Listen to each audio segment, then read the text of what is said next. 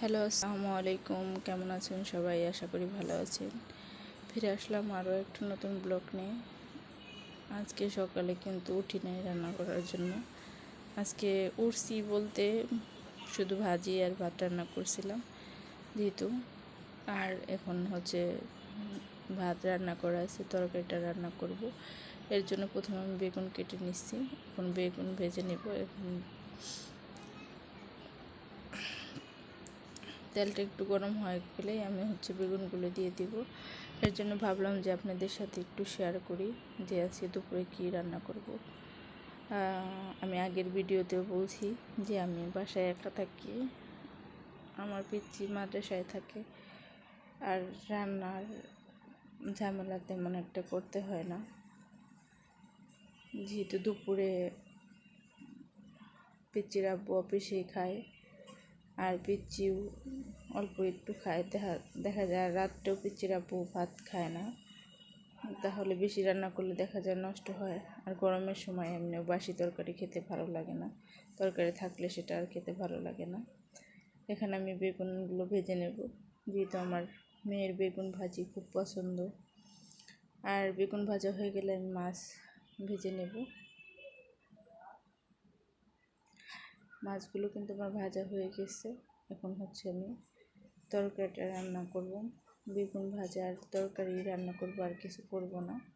যেহেতু সকালে মিষ্টি লাউ ভাজি করেছি, সে ভাজি আছে। আর যে যেখান থেকে আমার ভিডিওটা দেখেন, অবশ্যই ভিডিওটা ভালো লাগলে ভিডিওটা একটা লাইক দিয়ে কমেন্ট করবেন। ভিডিও ভালো লাগলেও কমেন্ট করবেন, খারাপ লাগলেও কমেন্ট করবেন, জানাবেন। যেহেতু আমি পেজটা তেমন একটা সব কিছু করতে পারি না, নতুন।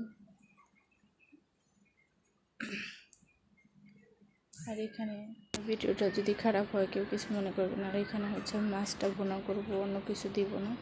এখানে আমি আদা রসুন আর ধনিয়া গুঁড়া, মরিচের গুঁড়া দিয়ে মশলাটা একটু ভালো মতো কষিয়ে নেব। আর মশলাটা একটু ভালো মতো কষানোর পর যে আমি মাছটা দিয়ে দিব।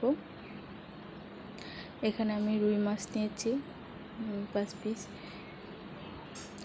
আর এই যে মাছ ভাজা ছিল, এখন আমি মাছটা দিয়ে একটু কষায় এরপরে তরকারিতে যে পরিমাণ পানি বেশি দিব না, যেহেতু এখানে মাছটা আমার আগে থেকেই ভাজা আছে।